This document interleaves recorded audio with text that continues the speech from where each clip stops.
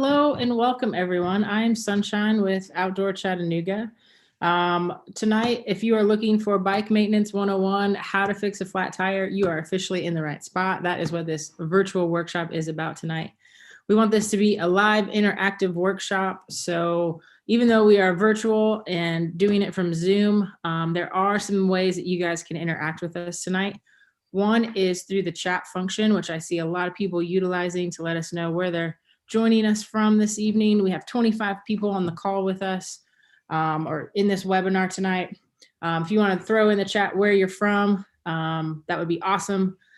I've included a link, a sign-in sheet for a sign-in sheet. I'm going to do that one more time real quick. If you'll click that link in the welcome message and go over, kind of fill out the information, let us know where you're from. It helps us know how many people we're serving so we can continue to offer free programs like this, as well as you'll be in a chance, be able to request an Outdoor Chattanooga sticker and be in the running for Bike Chattanooga bicycle rentals. We're going to give away a few of those, more than a few, a handful of those. And maybe everyone on the call will get one of those tonight. Unfortunately, if you are joining us from Canada, it will be difficult to cash that in because it is specific to the Bike Chattanooga location. But we got people all the way from Canada, Southern California. Thank you so much for joining us today, guys. James Eubank, he is our official bicycle guru. Is that a... Not guru. This is our bicycle guru. He won't admit it, but he is an awesome cyclist. He is in charge of pretty much all of our biking programs through Outdoor Chattanooga. For those of you that don't know, Outdoor Chattanooga is a unique division within the city of Chattanooga that promotes all things outdoors. We do that through information, a website, social media, and other outlets, virtual workshops such as this.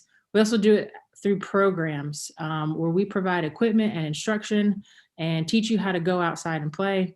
And then we also assist with large scale events that occur within our city. So that's who Outdoor Chattanooga is. And we taught ourselves technology during COVID because we were really good at playing outside. We know how to do that really well. But during COVID, we all kind of had to change and adapt. And we learned technology in order to offer virtual programs like this. So we appreciate you guys taking time to join us, taking time out of your busy schedule to be with us tonight. I'm going to let James take it away. James, do not forget about the poll. If you guys need anything from me, put it in the chat. If you are not familiar with, James, just kidding, I'm not going to turn it to you.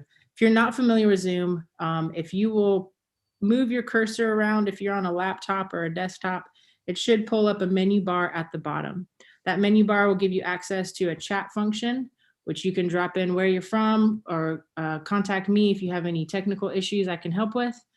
Or there is a Q&A button. That will be used to ask any questions to James specifically, and he is going to pause throughout the presentation in order to answer those questions. So those are kind of the ways to navigate the Zoom. If you're on mobile, same concept, just tap your screen and it should pull up a menu bar at the bottom. You might have to hit the 3 dots or click more to get to the Q&A, in other words, but you do have full functionality on your cell phone through mobile as well as on desktop. James, we got 37 people peeking at you right now. So welcome, guys. I'm going to give it over to James Eubank. He is our official instructor this evening. Thanks so much for being here. All right. Yeah, thanks everyone for joining our workshop here virtually. This is my first time, so I might fumble and stumble a little bit, but I'm going to try to get you through it, try to teach you how to fix a flat virtually. So hang in there with me and hopefully we all learn something. Anyway, I do have a video made that's, well, Sunshine did an awesome job making it for us. So I'm going to be playing that and again pausing throughout to go into more detail on little things here and there. And yeah, don't be shy to ask questions. There's a lot to know about learning how to fix a flat. Go ahead, Sunshine. Yeah, there is a lot to know. And so I guess I'm kind of curious personally, where is everyone starting from? So I'm going to put a poll out there and figure out, have you guys ever fixed a flat tire before? Are we completely starting from scratch? Or do you have some experience, but you're like, I get stuck at this point? Just so we kind of have a sense of who we're talking to tonight. So go ahead and submit your answer there. And we'll see where the majority of folks are. Yeah, see where we are. All right, I got about 80% voted, been up for about 30 seconds. Anybody else want to chime in? All right, 86% voted, 89%. Nice. Give you guys 2 more seconds. All right, I'm gonna close this down and share the results with everybody. James, that's what we're dealing with. Nice, okay. 22%, no, I'm sorry, 63% have never, ever taken a tire off. 20% sort of, but they don't quite know how to do it themselves. Yes, a little practice. And I hope you were the one that answered yes, you're a pro. I clicked the lesser of all of them. No. All right. And then I guess another question I'd like to throw out there to see where you guys are starting from. Do you guys know what tools you need to fix a flat tire?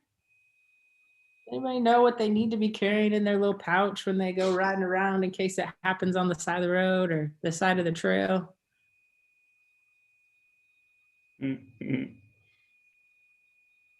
Leah has said she's experienced a flat tire. Womp womp. All right, we got 87% of the votes in. I'll give it a few more seconds. All right, let's share this with everybody. Hopefully you guys can see it when I share it. Most people don't have a clue, James, so we definitely need time going over what they need to carry. So you guys are in the right spot tonight. Thank you so much for participating in our silly polls. We appreciate it. Can we see the poll? If you didn't see the poll, I can share some of the results afterward. If you joined us a little bit late, you might have missed it, and I apologize. We have majority of people have never changed a tire, and most people don't know what tools to carry. So we're definitely going to cover all of that this evening. One more time in the chat function, I'm going to drop a link to sign in. Please, please, please sign in, guys. It lets us know how many people were here tonight, how many people were serving, so we can keep offering free programs like this. To ask James some questions in the Q&A, we will get to those, we promise. All right, James, it's all you from here. Okay, yeah, so a lot of beginners, that's perfect. There's a lot to know when you're dealing with a flat tire. I'm going to go over it in the video, and again, pausing throughout. Don't be shy with the questions. I will answer them as best I can. But yeah, so now's good, at least in Tennessee, is a good time of the year to get back on your bike. If it's been in the basement, hanging in the garage, in your bedroom, wherever you keep your bicycle, haven't been on it in a while, and the tires are soft, maybe it does have a flat, but maybe not. So anyway, you want to figure that out before you get out on your ride. And that's kind of my first advice, making sure, your tube's good to go. So, and knowing what you have, knowing what you're dealing with. And that's what I start with in the video. So maybe I'll just start there. Unless anyone has any immediate questions. Like I said, there's a lot to go over. So I'm going to go ahead and get started on the video since we're Yeah, you did have one question come through. They have tubeless tires. Christy does. She wants to know if you'll address flat tires with tubeless tires. This evening, probably I can touch on it, but tubeless is kind of whole nother animal.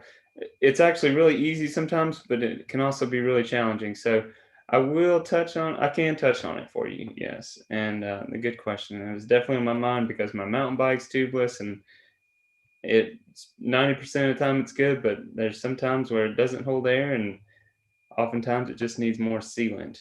So there's a way to fix that, and I can talk about that more. Okay, let me just share the video.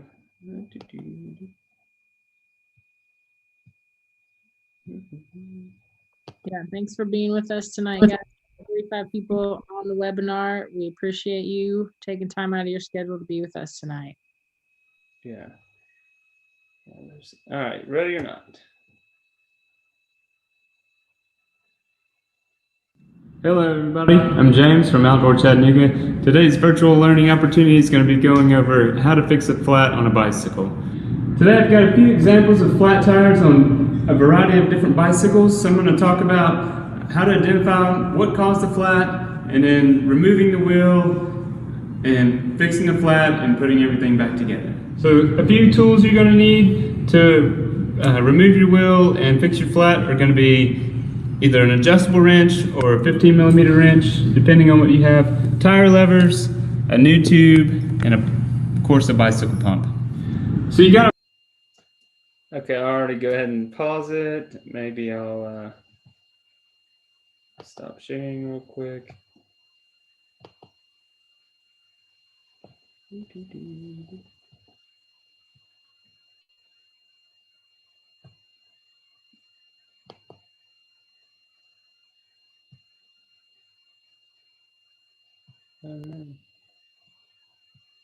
Where'd it go?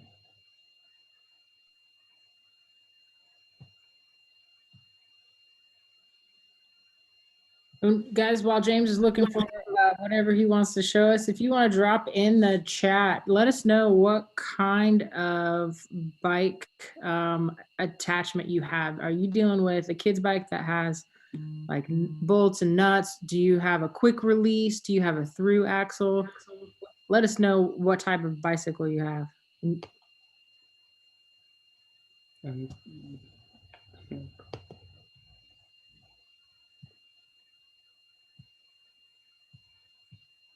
What is going on?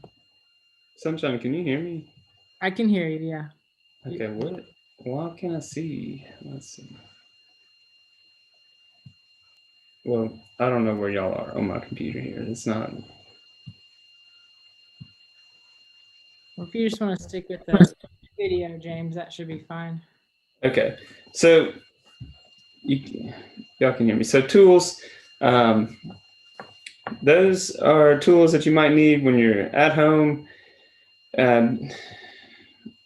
Real quick and easy. So one thing I didn't mention in that, because I didn't have it with me, was a patch kit. So if you're on the road fixing a flat or on the trail fixing a tube, a patch kit can go a long way if you don't want to carry a tube or to have room for a tube. So that was one thing I wanted to add to that. A flat on your bike, one of the main things you need to know is what you're dealing with. If you're dealing with the kid bike, you're likely going to need the 15mm wrench to remove the wheel. If you're dealing with the kid bike, again, you're probably going to need a 15mm wrench, and simply take the lefty loosen to take the nuts off to remove the wheel. This should work front and rear. Loosen the nuts, remove the washers, and the wheel should pop off. This bike has a through axle. To remove a through axle, simply open the lever to the open position, unscrew it until it lets go, and then pull the axle out, and then your wheel is off. Removing the rear wheel can be a little more challenging, as you have gears to mess with, rear derailleur. But again, with the quick release, you're going to pull the lever to the open position, give it a spin or two, and then just be mindful of your chain and your derailleur. Move it around so that you can get the chain away from the cassette here. And when you lay the bike down, lay it down on the left side, the non-drive side, to prevent any further damage to your bicycle. When removing your rear wheel, before you do anything, you want to shift it to the highest gear, the hardest gear. Make sure it's all the way in that smallest cog, and then it's ready to remove. So our bicycle here has the V-brake system, and to remove the V-brake, you want to squeeze these two levers together and essentially get this metal piece here past this so that it opens up the brake. This particular bike has a quick release on the rear. You want to flip that lever to open position. From there, you want to pick up on either the seat or the frame, pick up on the bike, hold down on the wheel, and work the chain away from the cassette.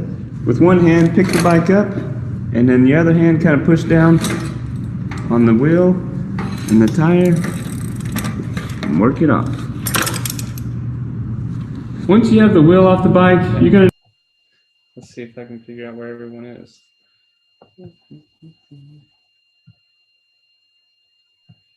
So it looks like most people have a quick release lever, which is pretty standard. So hopefully you guys going through that were able to see the difference between each kind of lever or axle or the nut and bolt system on the bike to know what types of tools you need.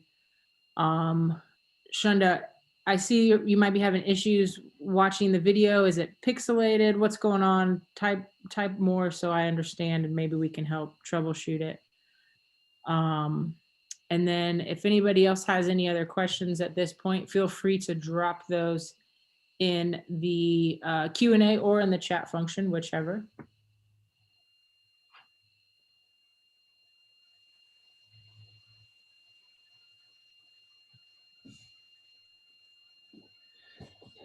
So what was the question, Sunshine? I missed it. Just people were saying mostly they have quick release. Shunda was having issues with watching the video. It's kind of cutting in and out for her. Okay. Unless I hear from other people that that's happening to them, Shunda, it may just be a Wi-Fi issue on your end or internet issue on your end. If anyone else is having issues, please let us know. But so far, you're the only one that said anything. I'm glad you can hear clearly. And yes, for somebody else asked, we will share the link for this whole workshop as well as the recorded video for you guys to refer back to later in case you miss anything tonight, okay?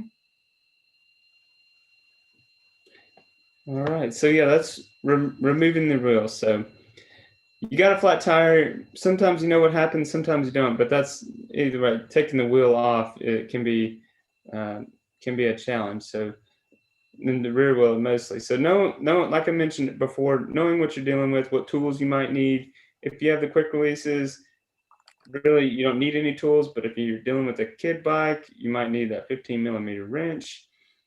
And there can be things, there can be other variations between that. So my personal mountain bike, I need an Allen wrench to take the axles off because they're like bolted through axles. So just know what you have, know what you're dealing with, be able to remove your front and rear wheel. Just easy practice there. I'm going to keep going with the video. You need to remove the tire from the wheel. Before you do that, you want to make sure all of the air is out of the current tube. If you have a press the valve, take the valve cover off, and then this particular valve type, you have to unscrew this as well to let any air out. Once you have all the air out, you're going to use your tire levers to remove the tire from the rim. I like to start on the opposite end of where the valve is. So if the valve's here, I'm going to start on this end. I'm going to push the tire over so that I can see the bead, which is the innermost part of the tire. I'm going to grab it with the spoon end of the tire lever. I'm going to simply pull it over and use the hook to hook the spoke. Once you have the first tire lever hooked, you can move over a few inches for the second one. Do the same thing.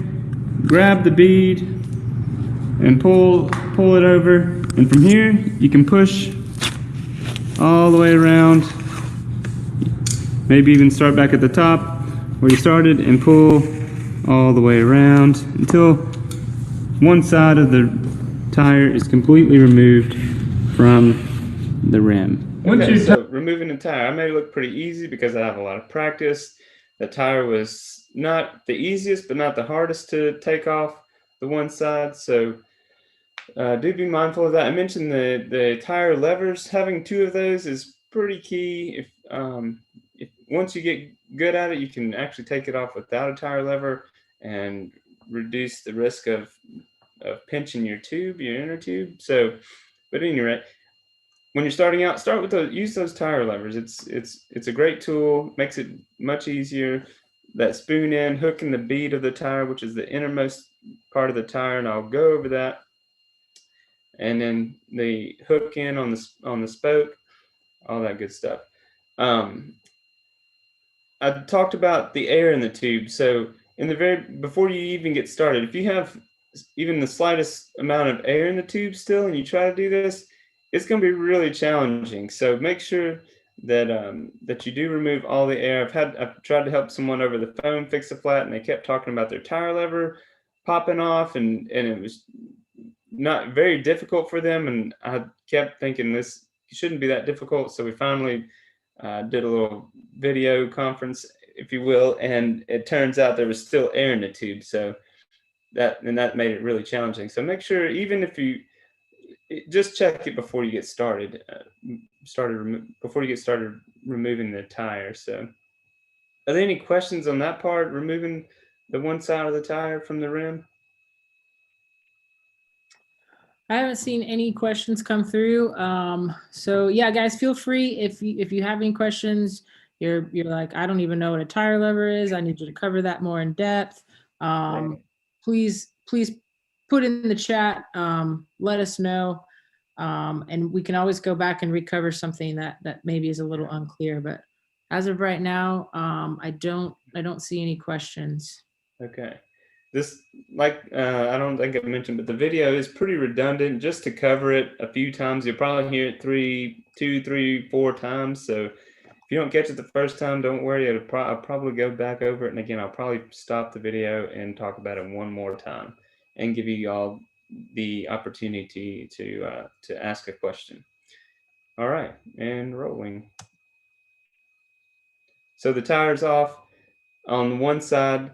I try to avoid taking the tire all the way off, and I'll go over that in just a minute. But tire is off, halfway off. You're going to remove the inner tube, simply pulling it out, and then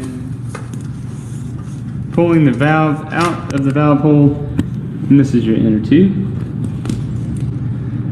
We don't know what caused the flat on this bike, so that's what we need to figure out next.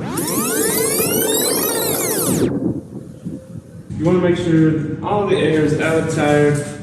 You want to break the bead. So when you break the bead on the tire, you're simply just squeezing, getting the tire away from the rim, just like this. This is the rim, this is the spoke, and this is the hub, just for reference. And then the tire this is the bead, the very end of the inside of the tire. This is the sidewall and tread. So just some basic knowledge there. These are your tire levers. There's a spoon in and a hook in. You want to take this spoon in, go underneath and grab the bead, like I mentioned earlier, the very inside of the tire. Hook the bead, whip that spoon in. The hook can hook onto the spoke.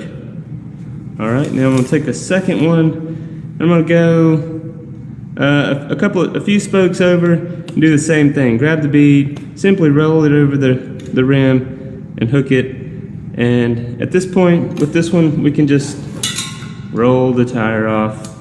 Generally, I don't take the tire all the way off because later it helps you figure out what caused the flat. And I'm gonna guess the valve is messed up on this, causing this flat.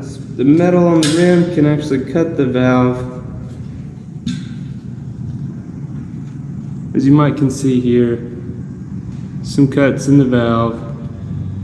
But I don't know for sure. So another type. Okay, so taking the tire all the way off, it's not the end of the world, but it's also helpful if you just leave it on and keep it from spinning around on the rim so that you can reference back to it. So if you do have a type of puncture, you can kind of figure that out. So that's the reason why, one of the reasons. Type of flat is a puncture flat. You ran over something, you got something in the tire that punctured the tube, causing your tube to instantly go flat. Another one is a snake bite. If you're running soft tires and these tires are really underflated, a snake bite can happen. You hit something, the tire pinches the tube on the rim, causing 2 little slits that look like a snake bite.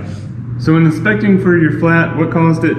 It could be from the rim strip being placed on the rim incorrectly. So here's an example. This is taped on. You can see that it covers the nipple hole of the rim all the way around. And again, you just want to inspect this to make sure this isn't the reason you're getting flat tires on your bicycle. We don't know what happened with this one, so I'm going to air this tire up. There's a lot of information there, but I'm going to go back over it. So what causes flats? The last one I mentioned, the rim strip, probably not the most common, but it definitely happens, and it can be a tricky one to figure out because you can check the tire for any debris, find nothing, put a new tube in, air it up, and the pressure from the tube can actually, if it is from the worn out rim strip or misplaced rim strip, the tube can actually find its way into the nipple hole and kind of bulge out and pop at that point. So that is definitely, it can definitely happen. So checking the rim strip, making sure again that it's totally covered on covering the nipple hole for the spoke nipple. So the other ones I kind of touched on, the snake bite. Like I said, if you haven't been on your bike in a while and you pull it out of wherever you store it, go down the road, go down your stairs, your driveway, whatever, hit the slightest dent or hole or curb or whatever, the tire pinches on the rim, and it pinches that tube inside, so it cuts two holes in your tube from where it hit the rim. So they call it a snake bite. It kind of looks like a snake bite. Again, not from actual snakes. And then another puncture would be you ran over some sort of debris and it punctured your tire somewhere along the way on the sidewall, on the tread, and put a little hole in it, causing you to have a flat as well. With this particular tube, it actually came from the valve. The valve was crooked, and I'll show that what that looks like, what it shouldn't look like later in the video. But the valve was crooked, and it looked like when whoever the bicycle owner would remove the pump, they would push it side to side, and that pushing side to side cut the metal from the rim, cut the valve. So that's actually what ends up happening with this one. I hope that's not a spoiler alert for anyone, but so there's several things that can go wrong with your tube, but you definitely want to figure out what caused the flat before you proceed. And try to figure out what caused the flat. Not all pumps can accommodate all tubes. So I mentioned this valve being a Presta valve. This particular pump has a hole that's smaller for the Presta valve and a hole that's bigger for the Schrader valve. So pumps nowadays, they have the one hole that accommodates the Presta and Schrader.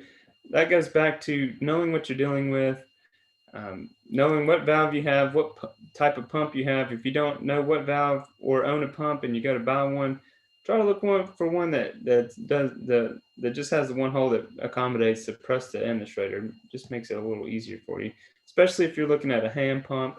Nowadays, they definitely have ways to make it work for both valve types.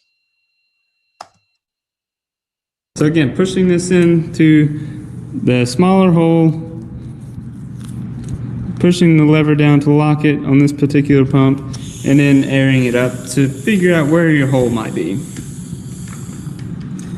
Once you've added a little air, this particular tube has what's known as the snake bite. So snake bite on a tube has generally two cuts from where it hit the tire, pinched the rim, right here and right here. You can really see. So snake bite's pretty easy to identify. If it is a thorn, you're going to want to, it's going to be a slow leak. You're going to air the tube up a pretty good bit before you can find the hole.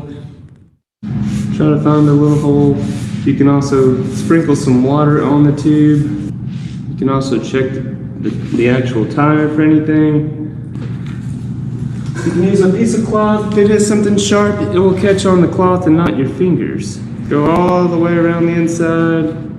Whatever caused the puncture, you're going to want to find inside the tire here. and remove that.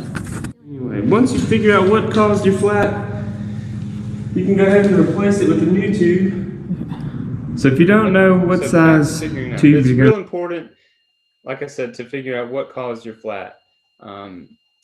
Again, if you haven't been on your bike in a while and you just roll it out and the tires are soft, it's perfectly normal for your tire to lose air over time. So know that. If you went out on a ride, you got home, the tire was inflated, you go out for the next ride and it's completely flat, there's a good chance you ran over something. So don't just take the tire off like we just did. Pull the tube out and put a new one in without checking, because if it is a piece of metal, glass, whatever type of debris is in the tire, it's likely still there. And if you put a new tube in, air it up, that air pressure is going to push right through that debris and you're going to have another flat. So very important to go around and around, make sure you figure out what caused it. And with the snake bite, it's pretty, you kind of know it happens quick. So you, like I said, you ran over a curb, you dropped some stairs on your bike and landed, and it goes flat pretty instantly with that one. So it's kind of a no-brainer with the snake bite. But like I mentioned in the video, the puncture from the debris can take a little more time. You just don't want to rush through that part. If you rush through it and you're out 50-mile bike ride and halfway through it and you get a flat and you try to rush through that with your one tube or your one patch left, and you use it without figuring out what caused it, you're probably going to end up with another flat immediately or very shortly after. So don't skip that step. You can find that information on the sidewall of your tire. So here, this bike has a 26-inch wheel, so the tire is 26-inch by 2. That's going to be what size tube size you need. When you're looking at tubes in your local bike shop, it's going to have different sizes. So this is 26, and it's good for 1.5 to 2 inches. So this tube would work. Other than it's a Presta valve, in this particular setup requires a Schrader valve. So you need to make sure you know that as well. Schrader valve, they're two. A Schrader valve will work. I'm sorry, a Presta valve will work on a Schrader valve drilled rim, but not the opposite. If you have a Schrader valve tube and your bike only accommodates Presta, the valve is actually a little bigger in diameter, so the Schrader won't fit through the Presta valve unless someone's pre-drilled it and you know all this. But again, that goes back to knowing what you're dealing with. So make sure you check that valve. Don't just grab a tube when you're in the bike shop. You watched the YouTube video. James taught you how to pick out a tube, and don't overlook the valve type. So it is important. It can be important for you. Two different types. It can be a Presta valve like this one. And with the Presta valve, it has an actual little screw here that you want to undo before you can add or take away air. So make sure you undo that. It's oftentimes overlooked. People try to put air in their tube with it closed, and they have a hard time, vice versa, hard time letting it out. So make sure you unscrew that for your Presta valve. This is the Schrader valve. This is not a good example because you can tell that it's has an angle to it, so your valve should always be straight. But either way, the valve here, as you can see, is the Schrader, probably the more common type. I mentioned the valve being crooked like this. It's not good. It can increase the chances of having a cut on the valve from the rim. One thing I don't really talk about in the video is the valve length. When you're looking at tubes, and I know it's another step to check, but tube type and the valve type and the valve length. So ideally, this one would have one that's a tad longer. The rim can actually set a little deeper on some higher end bikes, or so making sure the valve length fits your bike as well is important. Has a valve cap. You can remove this cap. to take away air, put your pump on there to add air. If your bicycle can only accommodate a Preston valve and you get a Schrader, it's not going to work out for you.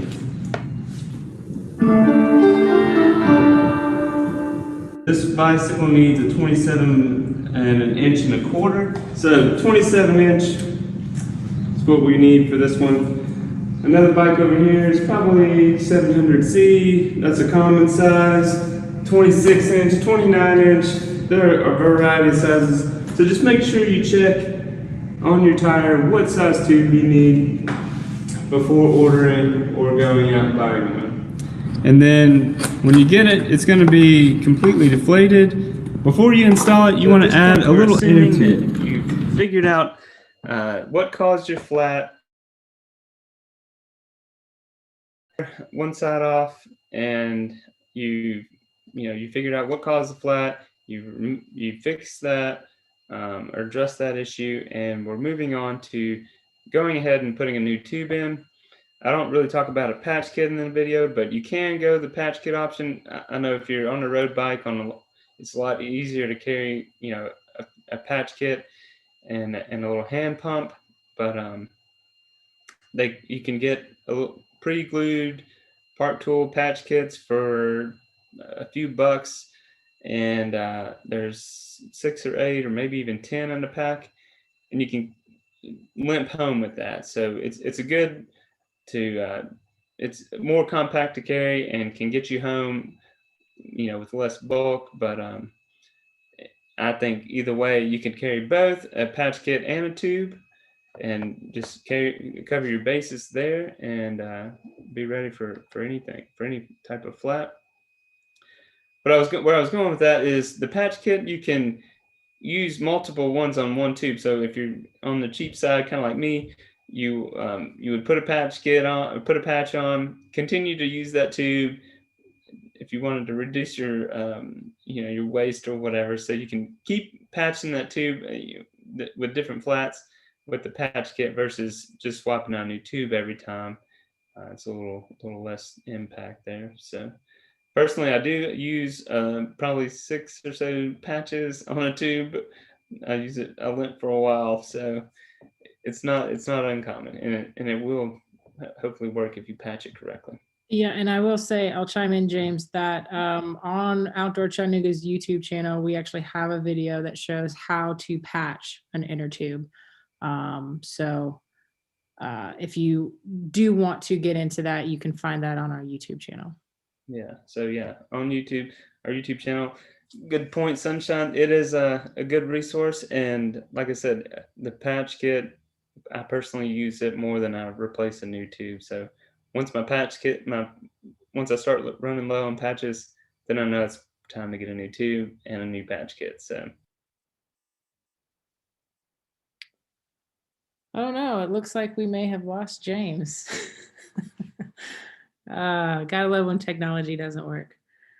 All right, well, until he chimes back in, let's see if I can pick up where he left off. Somebody just said they wanted to know about pinching the brake pad. That is for a V brake. Let me see if I can show that again real quick. All right, bear with me, guys. I apologize. I don't know what happened to James. Share sound and sharing.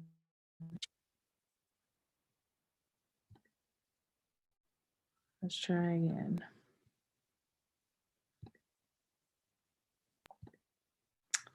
All right, hopefully you guys can see this and hear it. remove the V-brake, you want to squeeze these 2 levers together and essentially get this metal piece here past this so that it opens up the brake. Okay, hopefully that helped answer Jessica's or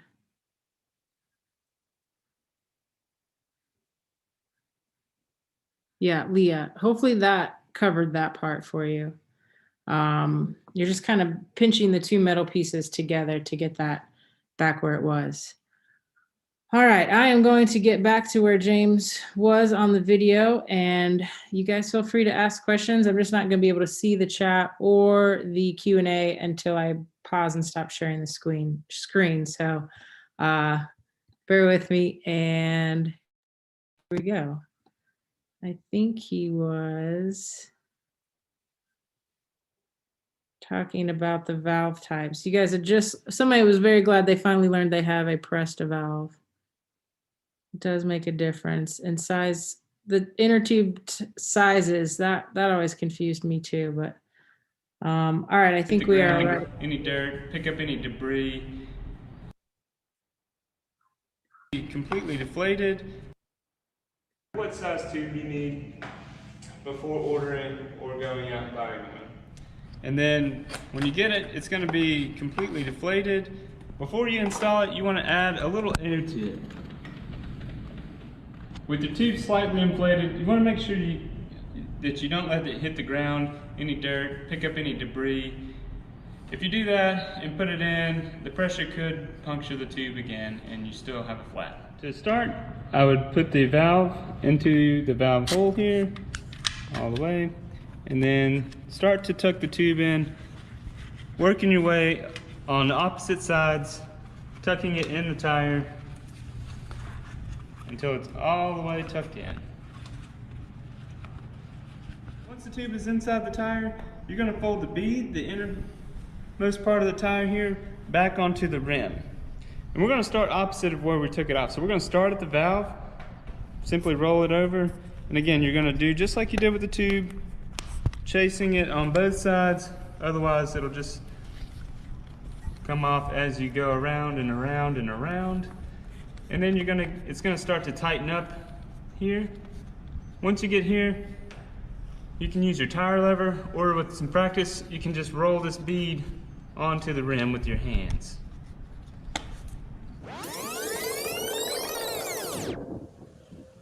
Put the valve in at the valve hole. Once the valve is in, I tuck the tube into the tire, working on both sides all the way around.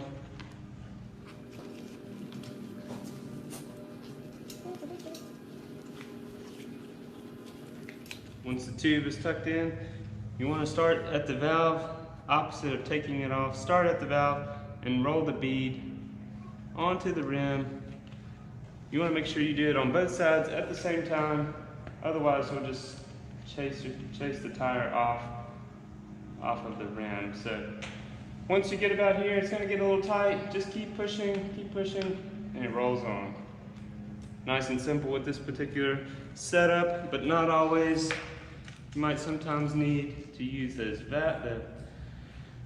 the tire levers again. And then from here, we'll air our tire up, pump the tire up to the recommended tire pressure, which should also be labeled on the side wall. Tire pressure 90 psi, that's pretty high. So he talks about the PSI, which is the pressure per square inch. The amount of air that goes in an inner tube varies greatly between inner tubes and tire sizes. So you can find that information on the side wall of the tire, just like the size of the inner tube that you need was on there with his 26/2 example. The same thing, you'll find a range for the PSI. And the pump that is in this video has a gauge on it, which will show you how much pressure you've then put into the tire. So you want to match whatever the recommended range is. If it's underflated, you'll end up with a snakebite. If it's overflated, it can explode. It can pop. So you want to be within that range. So again, check that sidewall of your tire. It does actually have a lot of information on it that you'll need in order to know what you're working with. But also pretty common with these skinny tires. I do like to check the bead to make sure it's pretty even all the way around. And the bead line, there's this little line. Just want to make sure it's not tucked underneath the rim. Once you look around, all the way around, looks pretty good. Should roll pretty smooth.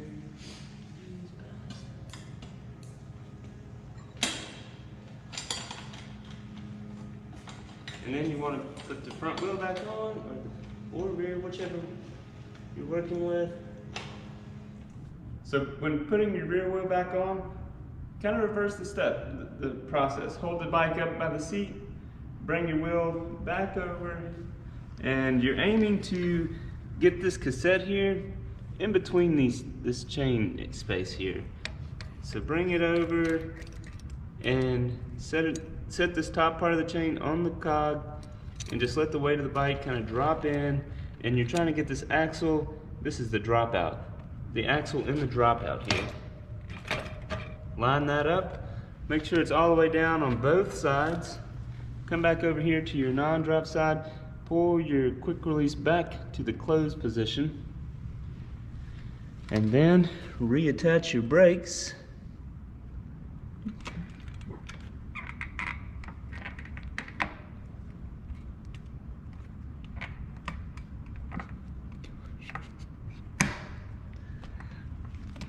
Once your brakes are attached, give the wheel a good spin, squeeze the brakes, make sure your brakes are still working properly, and continue your ride. So guys, for me, that was really hard. First few tires that I changed, especially dealing with the rear, getting it back on with the rear derailleur and the cassette and the chain, and just dealing with all that was not easy. So just practice makes practice, right? The more you practice it, a little easier it becomes. If anybody would like to see that one more time, I can run that back again. Where he does re-show how to do the brake. And hold on, I'm checking the chat real quick. We're about to show the disc brakes. Leah would like for us to run back and show that one more time. I will, because we actually don't repeat this one. And then he's going to show kind of a common issue with a rear brake or front brake for that matter. This is a V brake versus a disc brake, and he is about to show a disc brake. So let me run this back real quick, and then we'll show the disc brake right after this.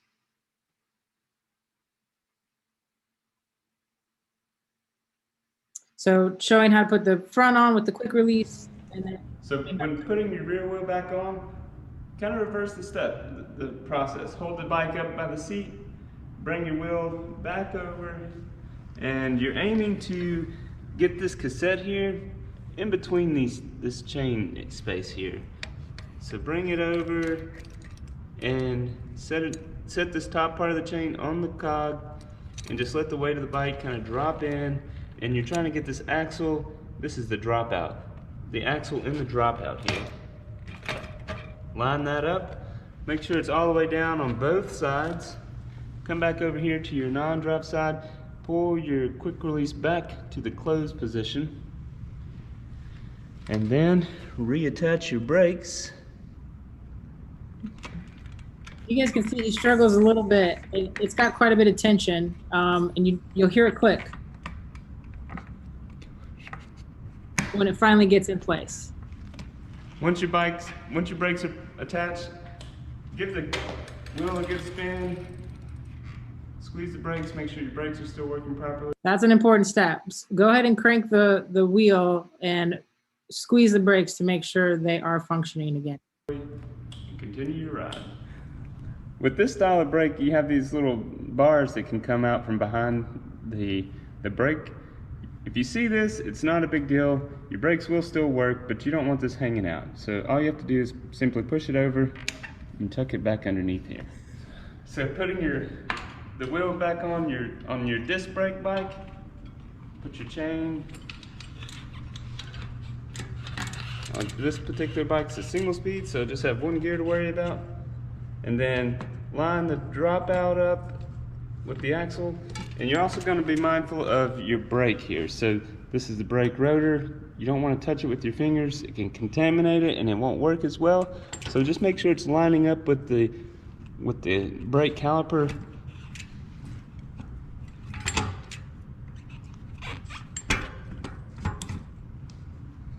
Just like that. Nice and easy. Put your axle back in. Give it a few twists.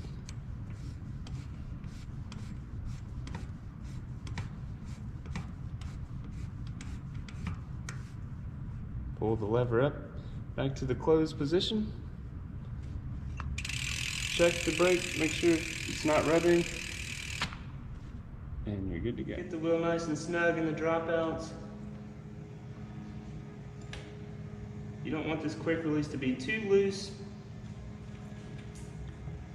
You should have a nice impression of it in your palm once you close it. If you're having to really push in too hard, loosen the side, make it so that it's easy for you to close again, so that you have a little indentation and that you can read closed.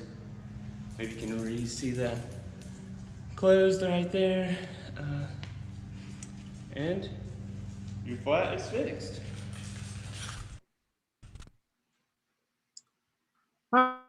So that is the end of the video. I believe James found his way back in. Sorry that we lost him. This is now your time to ask questions. Let us know what questions you have, what you'd like to have us recover, and we can go from there. James, if you're here, I don't see you. So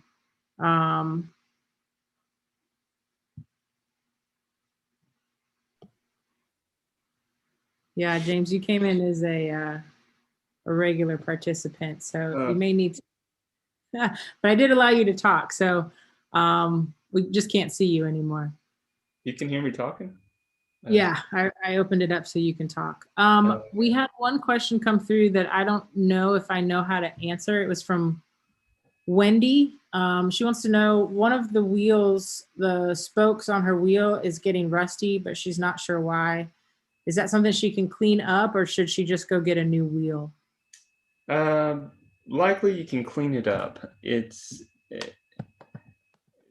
can depend. It just really depends on how rusty, how corroded it is. I would say it's fine, but it's hard saying without actually seeing it. Honestly, I've had wheels. I've ridden a wheel set with a rear spoke, with 3 rear spokes broken for months at a time, and a broken spoke is not the end of the world. You just want to make sure you get that out of the way, get the spoke out of the way, so that it doesn't cause further damage. But your wheel is just not going to be true. It's not going to spin straight. It's going to have a little wobble to it. Yeah. So. Yeah. Okay. Somebody said if they don't have questions, what do we do? Ansley, I put one more link in there. It's just kind of a feedback survey. Let us know how we did this evening. And otherwise, you can log off. No reason to stay if you don't have any questions. Shunda asked, how do you know what size your inner tube is? Shunda, again, you can find that information on the side wall of the tire. So the tire that you have for your bicycle, all that information should be on the outside of the tire. If you still can't find that information there, then you may want to go to a local bike shop. Is that a good answer, James? That's a great answer. Yeah. So the sidewall, oftentimes it has all those numbers and all that information. It can be confusing because they're kind of like a car tire. There can be a lot of numbers, a brand and type and model of tire going on. So just kind of search for it. You can see in the video, it took me a minute to find that information on the sidewall of that skin wall tire. So just look and see. Look for those wheel sizes, the 29-inch by 2.4, or whatever, 700C by 25, or 700C by 23, or 29 by whatever number, 2. or whatever. So just look for that's the kind of general numbers you're looking for. And on a kid bike, it can be like 12-inch or 16-inch by with the by whatever width. So it's 9 times out of 10 it will say on the sidewall what size your tire is. And again, the tube will likely have a range, so the tube might say 26 by 2.1 through 2.5, or whatever the number might be, like I showed in the video. So and then from there, the valve type and the valve length. So yeah. Nadal wants to know if we'll share the YouTube link so they can watch the video later. Yes, Nadal, we will share that. I can even paste it into the chat if you would like that. I'll do that here in just a second. And I did put a survey link in the chat as well.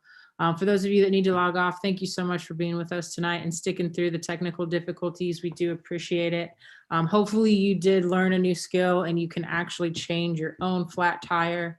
If you have any follow-up questions, we are going to send an email out with the YouTube link, with a list of tools. That was another question that we got. Yes, we'll send a list of tools that you need to have.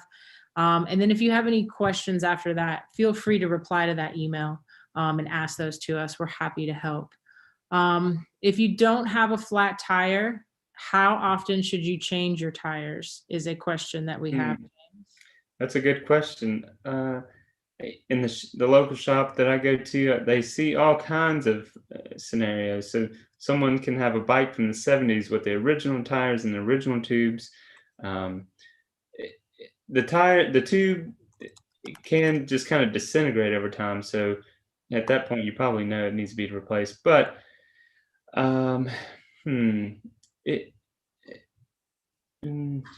you tell? Just just good practice, good safety practice would probably if you haven't changed the tube and you're changing your tires, change your tubes and your tires, and probably even your rim strips. They can move, they can weaken over time and work their way into the nipple hole as well. So if you're unsure and you notice that your sidewalls are dry rotted on your tires, that's probably a good sign that everything else is getting dry rotted. So change it all out and just err on the side of safety. Yeah, and it also, I think, depends on the type of bike. So a knobby tire for like mountain biking, for off-road biking, you'll be able to see those knobs like kind of whittle down over time and get real small. And so the grip isn't as good. And that'll be a good indication that tire, you need a new tire. For like road tires that are really smooth, it is a little harder to tell. But anytime you see like cracks or just kind of dry rot, wear and tear, you definitely want to get new tires. I personally bought a used bike and I upgraded the tires and the inner tubes immediately just because they looked awful, and then the bike ran like new. So it is kind of like shoes. You use them the most, they hit the pavement the most. So you'll have to kind of swap that out more frequently than pretty much any other component on your bicycle. So yeah, let me go grab those YouTube links for those of you that are still on the call with us. I don't see any other questions come through. So James, if there's any other follow-up information you want to give while I grab these YouTube links for everybody. Yeah. So something I didn't go over in the video, back to fixing your flat. If it is a puncture from some sort of debris, making sure that the tire, when you're taking it off, if you do take it all the way off, that you know where like the valve was in correlation to the tire. And a simple way to make sure that you get that right every time is having the brand of the tire at the valve, so that if it does all come apart, you can put it back to where it was. Inflate the tube, find that small hole, lay the tube, on the tire, and that kind of narrow down that search range. It'll narrow it down to kind of that section. And if you don't find it in that section, flip the tube so that the hole is on the opposite side, and look in that small area. If you still don't find it, then you can go ahead and proceed to check the full inside of the tire to figure out what caused it. Hopefully that makes sense without any visuals. But I did have some photos I wanted to share um, to kind of make light of a couple of those issues, like the bead line when you're inflating the tire, getting that set all the way around, and yeah, what an actual snake bite, a better picture of a snake bite. Those are all things you can Google and find. Yeah. All right. We have wrapped up all the questions in the Q&A. I want to thank you guys again for taking time out of your day to spend an hour with us, learning a new outdoor skill. Hopefully you learned enough tonight that you are able to change your own flat tire, or at least get deep into it and kind of work yourself through it. If you do have any follow-up questions after you get the email with the YouTube links for the recorded video and a toolkit list, feel free to contact us. We're happy to share that information with you and help you troubleshoot any of the issues you might be having. We do have one more workshop we're offering in this series that we've been doing. It's backpacking basics, introduction to backpacking. So if you're curious about that, please make plans to join us on March 23rd. You can register through Eventbrite the same way you did this class. That'll be the last one for our virtual series, unless I can convince the powers that be to let us keep doing this once a month and make this a regular thing. I think it would be beneficial. If you don't already, go find us on Facebook, YouTube, Instagram, smash the like button, subscribe to us. Go check out our website. If you don't live locally, you're going to visit Chattanooga someday and you want to know where all the cool things are to go do outside, that's why our website exists. So I encourage you to go check that out. If you do live locally and you just need some inspiration, maybe find a new trailhead, find a new place to rock climb or paddle or bike, that's why our website exists. And you can also find the programs that we're offering there as well. Thank you guys so much. We're going to wrap it up. We appreciate your time tonight. And thank you, James, for sharing what you know. Hey, you're welcome. Thanks everybody for showing up. Sorry for the technical difficulties.